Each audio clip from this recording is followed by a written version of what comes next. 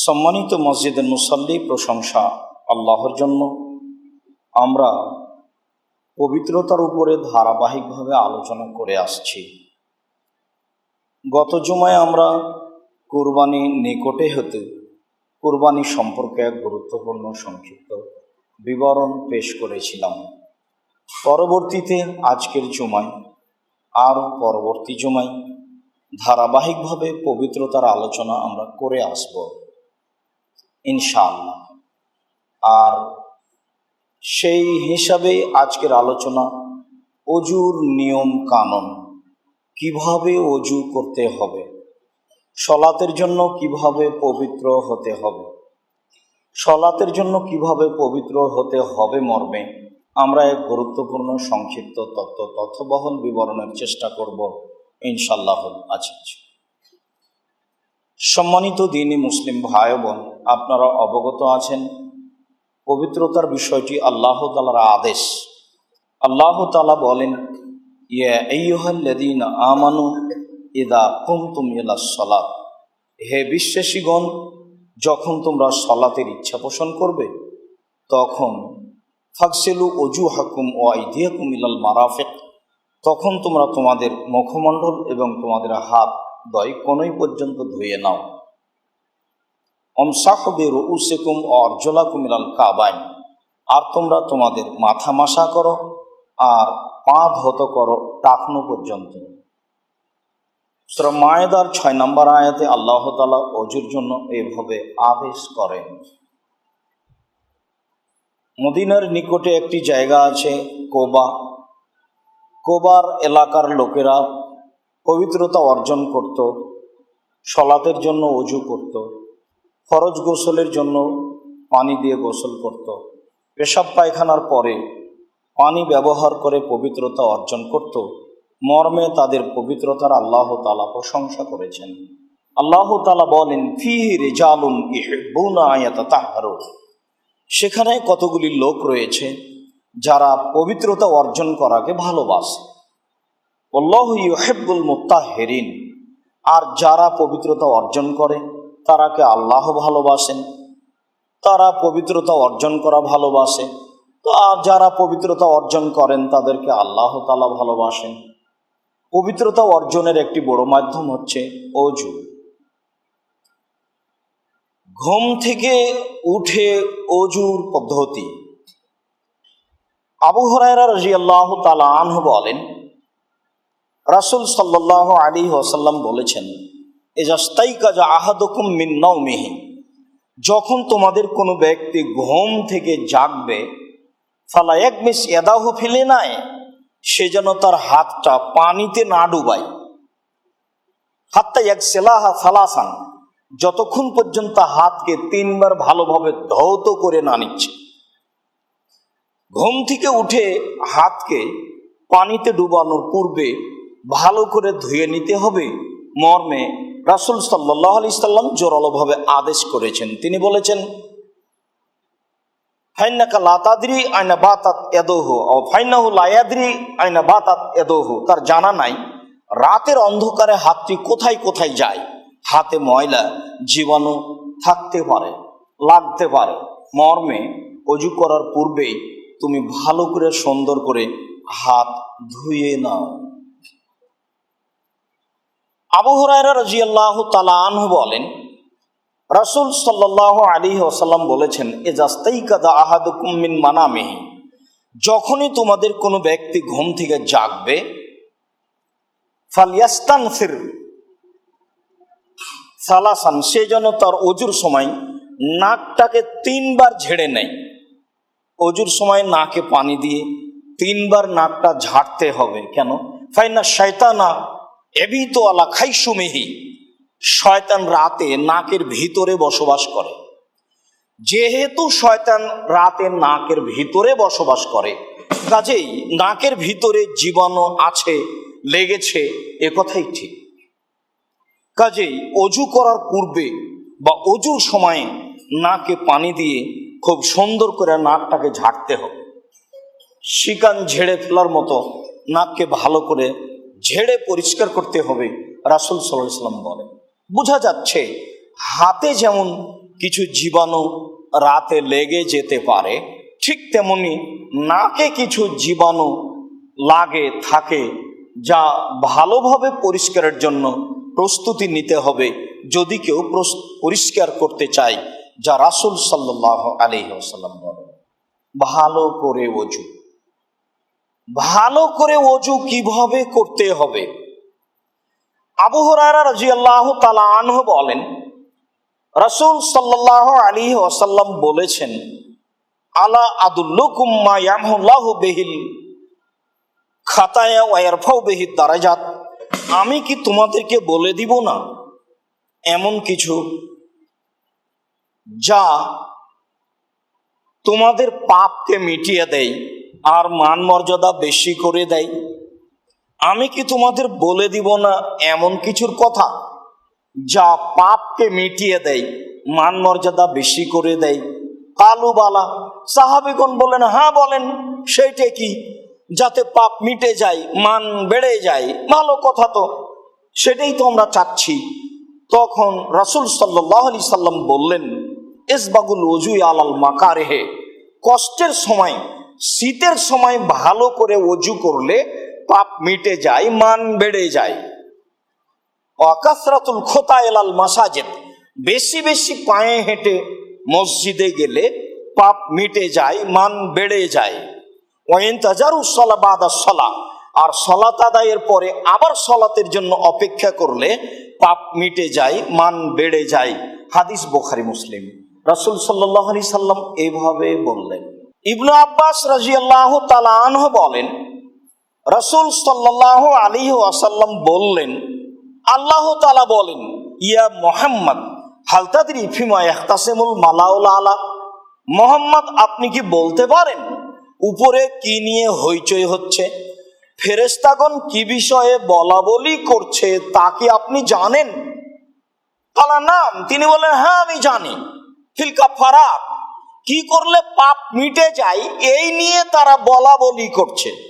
তারা আকাশে বলা বলি করছে যে কি করলে পাপ মিটে যায়। হ্যাঁ আমি জানি কি করলে পাপ মিটে যায়। আল কাফারা, পাপ মিটে যায় এই করলে। আল মাকসু ফিল মাসাজিদ বাদা সালাওয়াতে, সালাতের পরে মসজিদে বসে বসে তাসবিহ তাহলিল জিকির আজকার করলে পাপ মিটে যায়, মান বেড়ে যায়। অমাশাল আল আকদামে ইলাল মাসাজিদ, পায়ে হেঁটে মসজিদে গেলে পাপ মিটে যায়, মান বেড়ে যায়। এইটা নিয়ে তারা বলা বলি করছে। এবলাগুল ওযু ফিল মাকারিহে, আর কষ্টের সময়, শীতের দিনে কষ্টের সময় খুব ভালো করে ওযু করলে পাপ মিটে যায়, মান বেড়ে যায়। ফমান ফালা যালিকা, কেউ যদি এইরূপ করে, আশাবে খায়রিন ও মাতাবে খায়রিন, তাহলে তার বেঁচে থাকা ভালো, তার মরে যাওয়া ভালো। তাহলে তার বেঁচে থাকা ভালো, তার মরে যাওয়া ভালো। ওয়াকানা মিন খাতিয়াতিহি কায়াউমিন ওয়ালাদাতহু উম্মুহু, তারপরে লোকটা হয়ে যায় সেই দিনের মতো যেদিন তার মা তাকে জন্ম দিয়েছে। তারপর লোকটি হয়ে যায় সেই দিনের মতো যেদিন তার মা তাকে জন্ম দিয়েছে, নিষ্পাপ হয়ে যায়। ভালো করে ওযু করলে মানুষ নিষ্পাপ হয়ে যায়। ভালো ওযু কি? আব্দুল্লাহ ইবনে যায়েদ ইবনে আসিম রাদিয়াল্লাহু তাআলা আনহু বলেন, আমি রাসূল সাল্লাল্লাহু আলাইহি সাল্লামকে বললাম, আখবিরনি আনুল ওযুয়ে, আপনি আমাকে একটু ওযু সম্পর্কে বলেন তো, ওযু কিভাবে করতে হয়? তখন রাসূল সাল্লাল্লাহু আলাইহি সাল্লাম আমাকে বললেন, আসবিগিল ওযুয়া, তুমি খুব ভালো করে সুন্দর করে ওযু করো। ওয়া খাল্লাল বাইনাল আসাবে, আর হাতের এবং পায়ের আঙ্গুলের মধ্যেগুলি খুব ভালো করে খিলাল করো, খুব ভালো করে আঙ্গুল ঢুকে ঢুকে পরিষ্কার করো। বালিক ফিলিস্তিন শাকে, আর পানি নাকে দেওয়ার ব্যাপারে খুব ভালো করে নাকে দাও। তবে ইল্লান তাকুনা সায়মা, যখন তুমি সিয়াম থাকবে তখন করো না এমন। সিয়াম অবস্থায় খুব বেশি করে নাকে পানি দিও না, তবে সিয়াম ছাড়া অবস্থায় তুমি নাকে ভালো করে পানি দাও। আমি রাসূল সাল্লাল্লাহু আলাইহি সাল্লামকে ওযুর কথা বললাম, তখন তিনি বললেন ভালো করে ওযু করো। আব্দুল্লাহ ইবনে আমর রাদিয়াল্লাহু তাআলা আনহু বলেন, রাজানা মা নবী সাল্লাল্লাহু আলাইহি সাল্লাম মক্কা ইলাল মদিনা, আমরা একদা রাসূলের সাথে মক্কা থেকে মদিনায় ফিরে আসলাম। কুন্না বিমাইন বিতারিকে, আস্তে আস্তে আমরা একদা এক সময়ে এক পানির নিকটে অবতরণ করলাম, যেখানে পানি আছে সেখানে আমরা অবস্থান করলাম। দেখলাম জনগণ আসরের সালাত আদায় করবে বলে তাড়াহুড়া করে ওযু করতে লাগলো।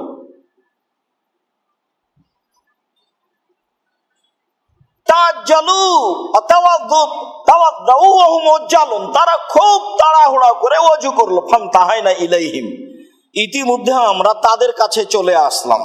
দেখলাম তারা সেখানে এসে তাড়াহুড়া করে ওযু করছে।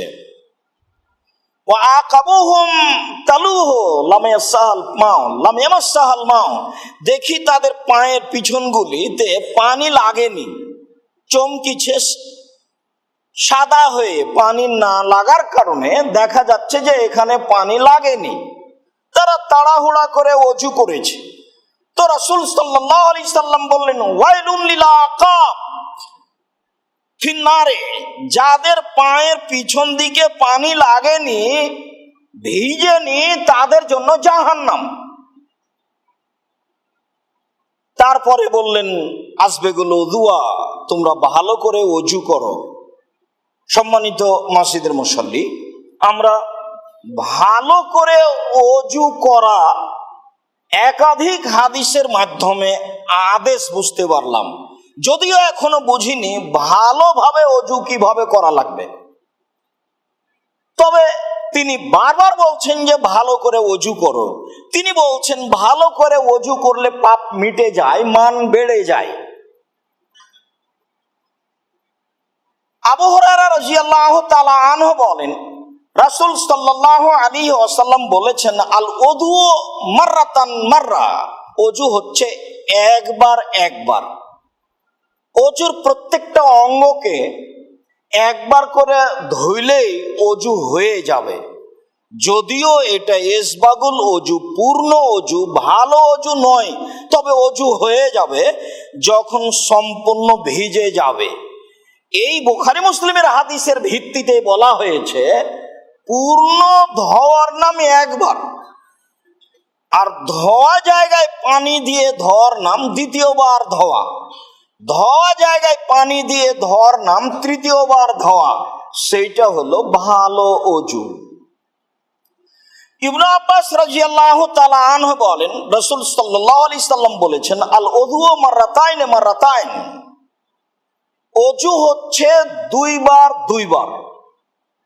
অত্র বুখারী মুসলিমের হাদিসে বোঝা যায় যে ওযুর অঙ্গগুলি দুইবার করে ধুইলেই ওযু হয়ে যাবে। দুইবার মানে প্রতিবারে পূর্ণ ওই অংশ ভিজে যাবে, তার নামে একবার। দুইবার মানে ভিজে জায়গায় পানি দিয়ে ভিজিয়ে ধোয়ার নাম দ্বিতীয়বার ধোয়া, তাই ওযু হলো দুইবার দুইবার। উসমান রাদিয়াল্লাহু তাআলা আনহু বলেন, আমি কি আপনাদেরকে রাসূলের ওযু দেখাবো না? তারপরে তিনি ওযু করলেন। ফাতাওয়াদা মাররাতান মাররা সালাসা মাররাতিন আও সালাসান, তখন তিনি ওযু তিনবার তিনবার করে ধৌত করে দেখালেন। অত্র বিবরণে বোঝা যাচ্ছে যে ওযু একবার একবার করে, ওযু দুইবার দুইবার করে, ওযু তিনবার তিনবার করে। তবে তিনবার ওযু হলো ভালো ওযু, যাতে পাপ মিটে যায়, মান বেড়ে যায়। ওযু আরম্ভ কিভাবে? ওযু আরম্ভ হবে।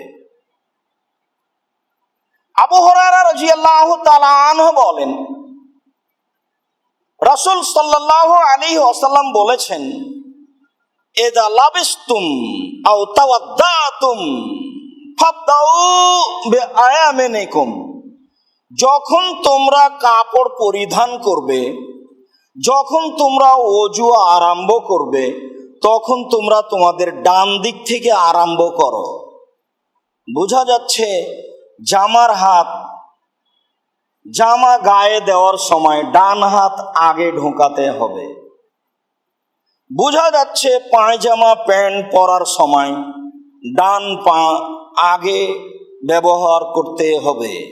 রাসূল সাল্লাল্লাহু আলাইহি সাল্লামের জরুরি আদেশ ডান ব্যবহার করার জন্য। সকল দিনই মুসলিম ভাই ও বোনকে আমরা জোরালোভাবে অনুরোধ জানাচ্ছি যে আপনারা ডান দিক থেকে অজু করা আরম্ভ করুন। কাপড় পরিধানের সময় ডান হাত ডান পা ব্যবহার করুন।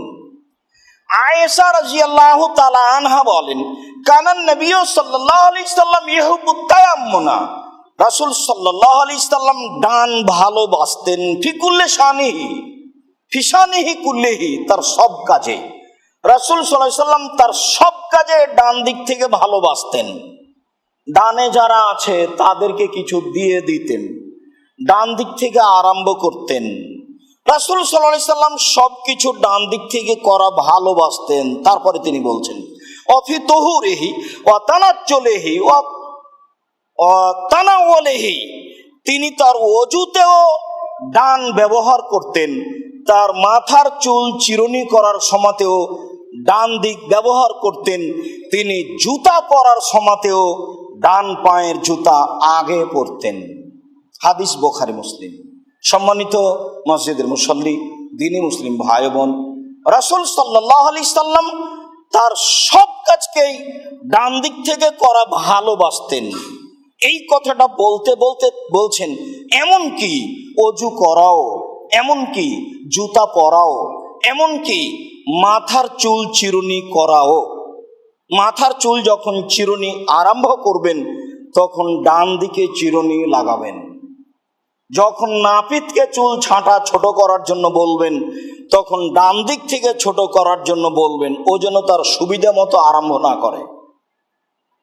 ও রাসূল সাল্লাল্লাহু আলাইহি সাল্লামের সুন্নাত অনুযায়ী আপনার ডান দিক থেকে সে আরম্ভ করবে। তবে এটা যদি কেউ বুঝে যে সে চুল ছাঁটা আরম্ভ করছে, তার ডান দিক থেকে আরম্ভ করবে, তো সেটা ভুল হবে না, তবে কর্মটা আপনার। তারপরে তিনি বলেন যে মানুষ জুতা পরলেও ডান পায়ের জুতা আগে পরবে। খেয়াল করে ডান পায়ের জুতা আগে পরার চেষ্টা করতে হবে। মসজিদে ঢোকার সময় ডান পা আগে দিতে হবে। জুতা খোলার সময় বাম পায়ের জুতা আগে খুলতে হবে। তো বাম পায়ের জুতা যদি আগে খুলতে হয় তাহলে মসজিদে ঢোকার সময় ডান পা আগে দিবেন কি করে? বিষয়টি জটিল হয়ে গেল। এমনি একটা কথার কথা, কোনো বইয়ে লেখা আছে যে ছাত্ররা বলছে বিষয়টা তো জটিল হয়ে গেল। তো মাওলানা রাশিদ আহমদ গাঙ্গোহী আমাদের ওস্তাদ, দেখি তাকে জিজ্ঞাসা করে। তো জিজ্ঞাসা করলাম, তো তিনি বললেন সেই তো বিষয়টি জটিল হয়ে গেল, বুঝতে পারলাম না কেমন হলো। আচ্ছা ঠিক আছে, পরে বলবো। তো ছাত্ররা অপেক্ষা করছে তিনি কিভাবে মসজিদে ঢোকেন। তো দেখলাম যে বাম পায়ের জুতা আগে খুলে বাম পা জুতার উপরে রেখে দিলেন, তারপরে ডান পায়ের জুতা খুলে ডান পা মসজিদে রাখলেন। ছাত্ররা সকালে বলছে, ওস্তাজি আমরা তো উত্তর পেয়ে গেছি। বলে কিভাবে পেলে? আপনাকে এইভাবে ঢুকতে দেখলাম। হ্যাঁ হ্যাঁ হ্যাঁ, এটাই নিয়ম, এটাই নিয়ম। মসজিদে ঢোকার সময়তে বাম পায়ের জুতা আগে বের করে পার নিচেই জুতাটা রেখে দিও, তারপর ডান পায়ের জুতা খুলে মসজিদে ঢোকাবে। এটা একজন লোকের কর্ম বলে তারা মনে করেন, তবে নিয়ম তাই। এখন বাম পা তো আগে বের করলেন জুতা থেকে, মসজিদে দিতে হবে ডান পা আগে। বিষয়টি একটু এলোমেলো। তাহলে এইভাবে ঢুকতে হবে, বা আপনার যেটা ভালো হয় সেটা আপনি করবেন। বলছিলাম অজু ডান দিক থেকে, ডান দিক থেকে অজু আরম্ভ করতে হবে যেভাবে রাসূল সাল্লাল্লাহু আলাইহি ওয়াসাল্লাম বলেন। আব্দুল্লাহ ইবনে যায়েদ ইবনে আসিম রাদিয়াল্লাহু তাআলা আনহু বলেন, তিনি একদিন বললেন যে আমি কি আপনাদেরকে রাসূল সাল্লাল্লাহু আলাইহি সাল্লামের অজু দেখাবো না, তিনি কিভাবে অজু করতেন। যারা উপস্থিত ছিলেন তারা বললেন, হ্যাঁ দেখান। অন্য এক বর্ণনায় এসেছে যে উপস্থিত সাথীরা তাকে জিজ্ঞাসা করলেন যে রাসূল সাল্লাল্লাহু আলাইহি সাল্লামের অজু দেখান। তিনি দেখাতে গিয়ে বললেন কাইফা কানা ওযু রাসূলিল্লাহ সাল্লাল্লাহু আলাইহি সাল্লাম, রাসূলের ওযু কেমন ছিল তা আপনি দেখান, বা রাসূল সাল্লাল্লাহু আলাইহি সাল্লাম কিভাবে ওযু করতেন। কাইফা কানা ইয়াতাওয়াদ্দাউ নবী সাল্লাল্লাহু আলাইহি সাল্লাম, আল্লাহর নবী কিভাবে ওযু করতেন তা দেখান। ফাদাআ বিওয়াদুইন, তখন তিনি ওযুর পানি নিয়ে ডাকলেন যে তাহলে তোমরা ওযুর পানি নিয়ে আসো। ফাআফরাগা আলা ইয়াদাইহি, তিনি তার দুই হাতের কবজির উপরে পানি ঢাললেন, ডান হাত দিয়ে বাম হাতের কবজির উপরে পানি ঢাললেন, তারপর ডান হাত এবং বাম হাত পরস্পর দুইটাকে কবজি পর্যন্ত ধৌত করলেন। ফাগাসালা ইয়াদাইহি মাররাতাইনে মাররাতাইনে, তখন তিনি তার দুই হাতকে কবজি পর্যন্ত দুইবার দুইবার করে ধুইলেন। সুম্মা মাদমাদা সালাসান, তারপর কুলি করলেন তিনবার। অস্তান শাকা সালাসান, নাকে পানি দিলেন তিনবার। ওয়াগাসালা ওয়াজহাহু সালাসান, তারপর মুখমণ্ডল ধুইলেন তিনবার। ওয়াগাসালা ইয়াদাইহি মাররাতাইনে মাররাতাইনে ইলাল মারাফিক, আবার দুই হাতের কনুই পর্যন্ত ধুইলেন দুইবার দুইবার। সুম্মা মাসাহা বিরাসিহি, তারপর তিনি তার মাথা মাসা করলেন। ফাকবালা ও আদবারা, তিনি মাথার সামনের দিক এবং পিছনের দিক মাসা করলেন। ফাবাদা বে মুকাদ্দামে রাসিহি, তিনি তার দুই হাত দিয়ে মাথার সামনের দিক থেকে মাসা আরম্ভ করলেন। ফাদাহাবা বিহা ইলা কাফাহু, তিনি দুই হাতকে তার মাথার পিছন দিকে নিয়ে চলে গেলেন। হাত্তা রাদ্দাহুমা, তারপর দুই হাতকে ফিরিয়ে নিয়ে আসলেন। হাত্তা ইয়ারজিয়া বিমা বাদা, ওই জায়গায় ফিরিয়ে নিয়ে আসলেন যে জায়গা থেকে তিনি আরম্ভ করেছিলেন। সুম্মা গাসালা আর রিজলাইহে, তারপর তিনি তার দুই পা ধৌত করলেন। সম্মানিত মসজিদের মুসল্লি, আমরা অত্র হাদিসে অজু কিভাবে করতে হবে তা বুঝতে পারছিলাম। অজুর এই নিয়মগুলি আমরা আবারও আপনাদের সামনে ধারাবাহিকভাবে পেশ করার চেষ্টা করব ইনশাআল্লাহুল আজিজ। এইভাবে আমাদেরকে অজু করার প্রাণপণে চেষ্টা করতে হবে। এইভাবে অজু করাই হবে এসবাগুল অজু, যাতে পাপ মিটে যাবে, মান বেড়ে যাবে। আল্লাহ আমাদেরকে এইভাবে অজু করার তৌফিক দান করুন। আল্লাহুম্মা আমিন। আল্লাহুম্মা সাল্লি আলাইহি। আলহামদুলিল্লাহ ওয়াহদা ওয়াসসালাতু ওয়াসসালামু আলা মান লা নাবিয়্যা বাদা। সম্মানিত মসজিদের মুসল্লি, আমরা বুঝতে পারছিলাম অজুর পদ্ধতি। আব্দুল্লাহ ইবনে যায়েদ ইবনে আসিম রাদিয়াল্লাহু তাআলা আনহুকে জিজ্ঞাসা করা হলো যে রাসূল সাল্লাল্লাহু আলাইহি সাল্লাম কিভাবে অজু করতেন। তখন তিনি অজু আরম্ভ করলেন। অজু আরম্ভ করে তিনি তার হাতের কবজি পর্যন্ত ধুইলেন। এরপরে তবে দুইবার করে ধুইলেন।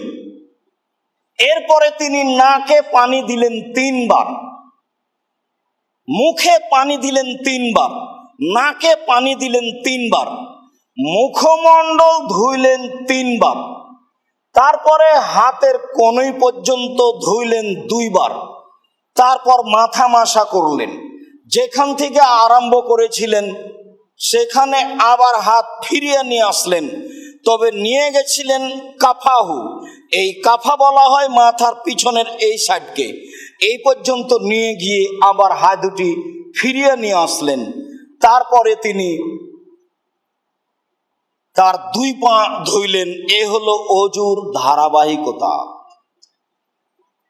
আবু হাইয়া রাদিয়াল্লাহু তাআলা আনহু বলেন, রাআইতু আলিয়ান, আমি আলী রাদিয়াল্লাহু তাআলা আনহুকে অজু করতে দেখলাম।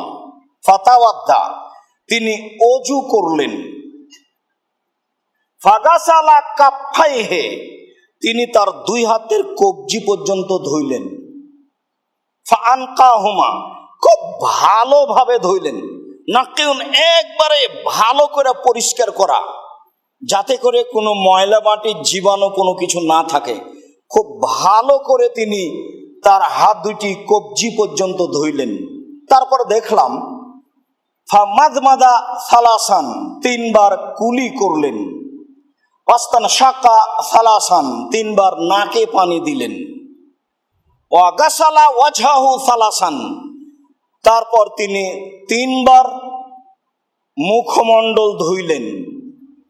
ওয়াযিরাইহি সালাসান, তারপর তিনি দুই হাত কোনই পর্যন্ত ধুইলেন তিনবার।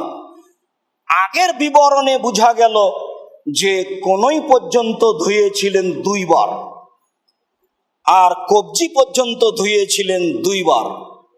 এখন বোঝা যাচ্ছে যে কবজি পর্যন্ত ধোয়ার সময়তে খুব ভালো করে ধুইলেন। ভালোই মানে ধরে নিতে হবে তিনবার। তবে কোনই পর্যন্ত ধোয়ার সময় স্পষ্ট প্রমাণ হলো তিনবার। আর তার আগের বিবরণে আমরা অবগত হয়েছি অজু একবার একবার, অজু দুইবার দুইবার, অজু তিনবার তিনবার। তবে একথা বুঝেছি, ভালো অজু মানে তিনবার তিনবার, যাতে পাপ মিটে যায়, মান বেড়ে যায়, যাতে পাপ মিটে যায়, মান বেড়ে যায়। এরপরে মাসা বেরাসিহি মাররা, তিনি তার মাথা মাসা করলেন। ফাবাদা বিমুকদ্দামি রাসিহি, তিনি মাথা মাসা তার মাথার সামনের দিক থেকে আরম্ভ করলেন। ফাযাহাবা বিহিমা ইলা কাফাহু, দুই হাতকে সামনের দিক থেকে মাথার পিছন দিকে নিয়ে চলে গেলেন। একেবারে পিছন দিকে যাওয়ার পরে ফারাদাহুমা, আবার হাত দুটি ফিরিয়ে নিয়ে আসলেন।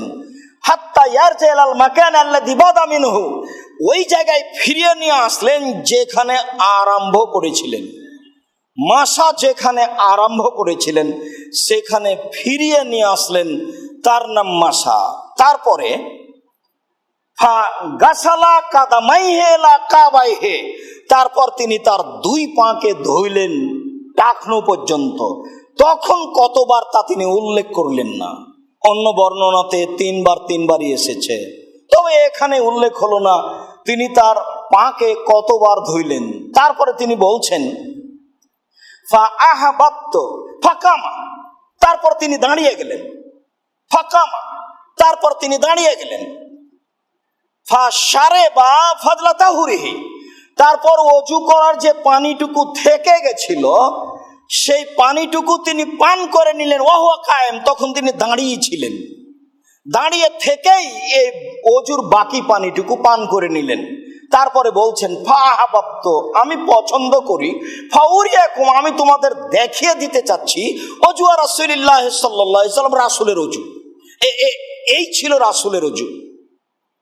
অত্র হাদিসে আলী রাদিয়াল্লাহু তাআলা আনহু যেভাবে অজু দেখাচ্ছেন এটা হচ্ছে বাস্তব অজু। তাহলে অজুর শেষ অংশ হলো অজুর যেটুকু পানি থেকে গেছে সেইটুকু দাঁড়িয়ে পান করে নেওয়া সুন্নাত। সম্মানিত মসজিদের মুসাল্লি, তাহলে তো আগের যুগে যেভাবে বর্তনে বদনায় লটিতে লোটাতে ঘটিতে পানি নিয়ে উজু করা হতো সেটাই করতে হবে, নইলে অবশিষ্ট পানি, এখন তো নলে পানি, তাহলে অবশিষ্ট পানি ওখানে এসেছে।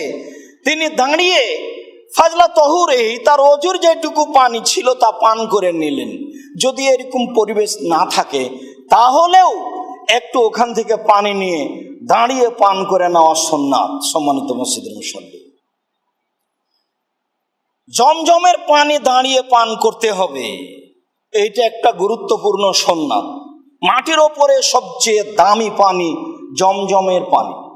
যে কোনো রোগের কারণে জমজমের পানি পান করলে সেই রোগ ভালো হবে বলে রাসূল সাল্লাল্লাহু আলাইহি সাল্লাম উল্লেখ করেছেন। তিনি বলেছেন তমত আমিন ও সাকম সাকিমিন, জমজমের পানি হলো খাদ্যের খাদ্য, আর জমজমের পানি হলো আপনার রোগের ঔষধ।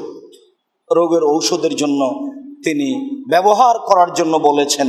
সেখানে দাঁড়িয়ে পান করার জন্য এসেছে। আর এইখানে তিনি রাসূল সাল্লাল্লাহু আলাইহি সাল্লামের অজু দেখিয়ে বললেন, আল্লাহ রাসূল অজু শেষে যা পানি ছিল তা দাঁড়িয়ে পান করলেন, অজু শেষে বাকি পানিটুকু বা কিছু অংশ পানি বা কিছু পানি দাঁড়িয়ে পান করাই সুন্নাত।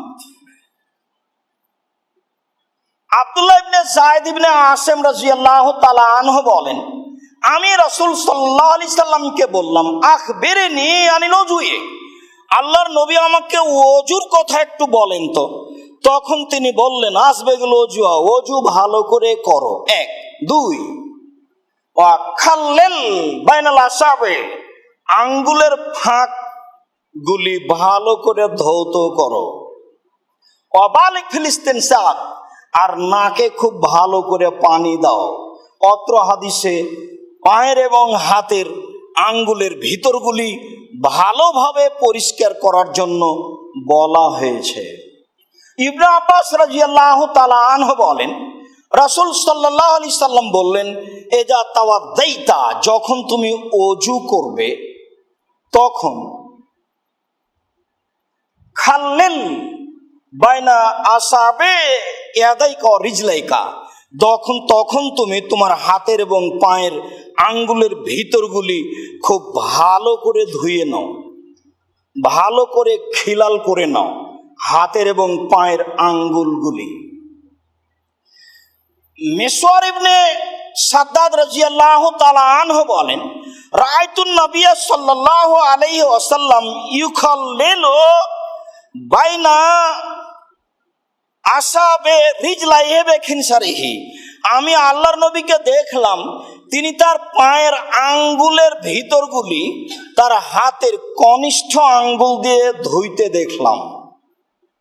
বাম হাতের কনিষ্ঠ আঙ্গুল দিয়ে তিনি তার পায়ের আঙ্গুলের ভিতরগুলি ধৌত করছিলেন। এইটা আমি রাসূল সাল্লাল্লাহু আলাইহি সাল্লামকে দেখলাম। আনাস রাদিয়াল্লাহু তাআলা আনহু বলেন, এজা তাওয়াদ্দা নবী সাল্লাল্লাহু আলাইহি সাল্লাম, যখন আল্লাহ রাসূল ওযু করতেন, অনেক বর্ণনায় এসেছে রাসূল সাল্লাল্লাহু আলাইহি সাল্লামকে আমি ওযু করতে দেখলাম, ফা আদখালাল মা ফি হানাকিহি, রাসূল সাল্লাল্লাহু আলাইহি সাল্লাম পানি নিয়ে তার দাড়ির ভিতরে দিয়ে দিলেন, ওয়া খাল্লালা বিহি লিহিয়াতাহু, তা দিয়ে তিনি তার দাড়িকে খিলাল করলেন। তাহলে ওযু করার সময় দাড়িতে অতিরিক্ত পানি দিয়ে খিলাল করতে হবে। তারপর তিনি বলছেন, ফামারানি রব্বি বিহাজা, আমার প্রতিপালক আমাকে এইভাবে আদেশ করেছেন যে আমি ওযুর সময় দাড়িতে অতিরিক্ত পানি দিয়ে আঙ্গুল দিয়ে খিলাল করব। আব্দুল্লাহ ইবনে যায়েদ ইবনে আসিম রাদিয়াল্লাহু তাআলা আনহু বলেন,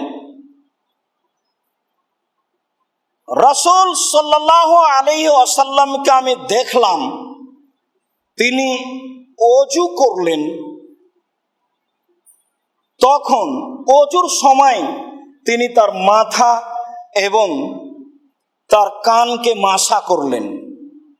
ইবনে আব্বাস রাদিয়াল্লাহু তাআলা আনহু বলেন, মাসা রাসূলুল্লাহ সাল্লাল্লাহু আলাইহি সাল্লাম বিরাসিহি ওয়া ওজনাইহি, রাসূল সাল্লাল্লাহু আলাইহি সাল্লাম তার মাথা এবং তার 2 কানকে মাসা করলেন। বাতেনাহুমা বিসাবাহাতাইনে, তিনি তার কানের ভিতরকে 2 কানের তর্জনী দিয়ে মাসা করলেন। অফি রিওয়ায়াতিন বাইনা জোহরাই ওজনাইহি, তিনি তার 2 কানের ভিতরকে তার 2 হাতের তর্জনী দিয়ে মাসা করলেন। ওয়া জাহেরাহুমা বিইবহামাইহি, আর তিনি তার 2 কানের বাহিরকে তার বৃদ্ধ আঙ্গুল দিয়ে মাসা করলেন। তাহলে মাসা করার সময় 2 হাতের 2 তর্জনী কানের ভিতরে ঢুকিয়ে দিতে হবে, আর কানের বাহির মাসা করতে হবে 2 কানের বৃদ্ধ আঙ্গুল দিয়ে। পদ্ধতি যেভাবে বলা হোক, কানের ভিতর মাসা করার কথা এসেছে, এখন কেউ যদি বলে এইভাবে ধরে এই ভাঁজটার ভিতরে বের করা, তো এইভাবে হাদিসে উল্লেখ হয়নি যে তর্জনের ভিতরে ঢুকিয়ে কানের এই ভাঁজের ভিতর দিয়ে টেনে বের করা, আবার কানের নিচ থেকে আরম্ভ করে উপরে যে আবার নিচে আসা। তবে মাথা মাসার ব্যাপারে এভাবে হয়েছে। আর এখানে যেটা উল্লেখ হয়েছে সেটা দুই তর্জনে দিয়ে দুই কানের ভিতর আর দুই হাতের বৃদ্ধ আঙ্গুল দিয়ে দুই কানের বাহির, এটা বলা হয়েছে। আনাস রাদিয়াল্লাহু তাআলা আনহু বলেন, রাসূল সাল্লাল্লাহু আলাইহি ওয়াসাল্লাম বলেছেন, আল ওজনানে মিনার রাসে, দুই কান মাথার অন্তর্ভুক্ত, দুই কান মাথার অন্তর্ভুক্ত। সম্মানিত মসজিদের মুসল্লি, তাহলে একবার পানি নিয়েই দুই কান মাসা করা যায়। আনাস রাদিয়াল্লাহু তাআলা আনহু বলেন, মাসা রাসূলুল্লাহ সাল্লাল্লাহু আলাইহি সাল্লাম বিরাসিহি বিমাইন গায়রা ফাজলে ইয়াদাইহি, আগের অঙ্গগুলি ধোয়ার সময়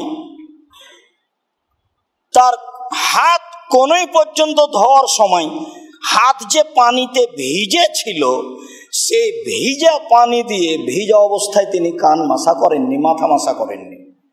তিনি এই ভিজা ছাড়াও অতিরিক্ত পানি নিয়ে মাথা এবং কান মাসা করেছেন। বোঝা যাচ্ছে যে মাথা এবং কান মাসা করার জন্য ভিন্ন পানি নিতে হবে।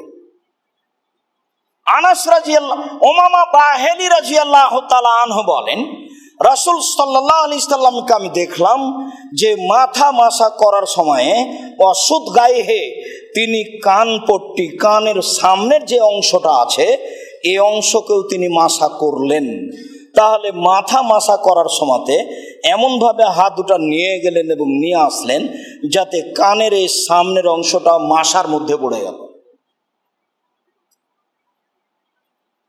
আব্দুল্লাহ ইবনে যায়েদ ইবনে আসিম রাদিয়াল্লাহু তাআলা আনহু বলেন যে রাসূল সাল্লাল্লাহু আলাইহি সাল্লামকে আমি ওযু করতে দেখলাম, ফাতামাজমাজা ওয়া ইস্তানসাকা সালাসান বিকাফিন ওয়াহিদা। আবার পুনরায় ঘুরিয়ে কথা বলছি, এতক্ষণ বলে আসলাম তখন নাকের এবং মুখের পানির জন্য কোনো ভিন্ন পানির কথা বলিনি। অত্র সহিহ হাদিসে এই বিবরণ বুখারী মুসলিমে এসেছে। আমি আল্লাহর নবীকে দেখলাম তিনি একবার পানি নিয়ে মুখে দিলেন, নাকে দিলেন, একবার পানি নিয়ে মুখে দিলেন, নাকে দিলেন।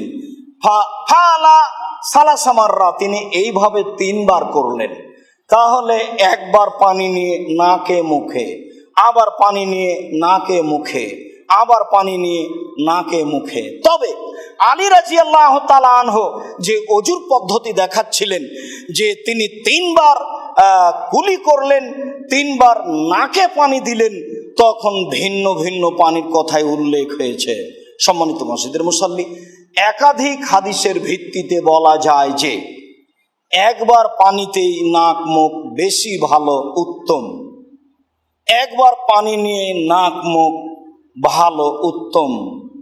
একবার পানি নিয়ে মুখ নাক উত্তম। তবে মুখের জন্য ভিন্ন পানি, নাকের জন্য ভিন্ন পানি নেওয়া যাবে। সম্মানিত মসজিদের মুসল্লি, আমরা আপনাদের সামনে ওযু কিভাবে করতে হবে তার একটি গুরুত্বপূর্ণ বিষয় আপনাদের সামনে পেশ করছিলাম। যদি আপনি সুন্দরভাবে ওযু করেন তাহলে ওযুর পানির সাথে সাথে শেষ ফোঁটার সাথে সাথে আপনার প্রত্যেকটা অঙ্গের যে পাপ আছে সেগুলি ঝরে যাবে, আপনি নিষ্পাপ হয়ে যাবেন। আর নিষ্পাপ হয়ে পাপ খালি অবস্থায় আপনি মসজিদের দিকে যাবেন, তখন আপনি যে সলাত আদায় করছেন তাহলে এই সলাতের নেকি কি হবে? তখন এই সলাতের নেকি হয়ে যাবে আপনার জন্য নফল, অতিরিক্ত, আপনার মান বৃদ্ধি করার জন্য। কেননা ওযুতেই সব পাপ মিটে গেছে, যা রাসূল সাল্লাল্লাহু আলাইহি ওয়াসাল্লাম বলেন। যখন রাসূল সাল্লাল্লাহু আলাইহি ওয়াসাল্লাম বললেন ভালো ওযুতে সব পাপ মিটে যায়, তাহলে সলাতের নেকি কি হবে? তখন রাসূল সাল্লাল্লাহু আলাইহি ওয়াসাল্লাম বললেন সলাতের নেকি হবে মান বৃদ্ধি করার জন্য। আর অন্য হাদিসে তো এসেছে যা বললাম, ভালো করে ওযু করলে পাপ মিটে যায়, মান বেড়ে যায়। এভাবেই সকল দিনী ভাই বোনকে সুন্দরভাবে ওযু করার জন্য আমরা অনুরোধ জানাচ্ছি। মর্মে আমরা বলছি অজু ডান দিক থেকে আরম্ভ করবেন। প্রত্যেকটা অঙ্গ পৃথক পৃথক পানি নিয়ে 3 বার করে ধৌত করার চেষ্টা করবেন। তবে একবার পানি নিয়ে মুখ নাক ধোয়া যায়, মুখে নাকে পানি দেওয়া যায় মর্মে সহিহ হাদিস, যা বুখারী মুসলিমে বর্ণিত। তবে এটাও সহিহ হাদিস যে ভিন্ন ভিন্ন করে পানি নেওয়া যায়। অজু শেষে যদি আপনি বলতে পারেন আশহাদু আল্লা ইলাহা ইল্লাল্লাহ ওয়া আশহাদু আন্না মুহাম্মাদান আবদুহু রাসূলুহু, আশহাদু আল্লা ইলাহা ইল্লাল্লাহু ওয়াহদাহু লা শারীকা লাহু ওয়া আশহাদু আন্না মুহাম্মাদান আবদুহু রাসূলুহু, তাহলে আপনার জন্য জান্নাতের সবটি দরজা খুলে গেছে।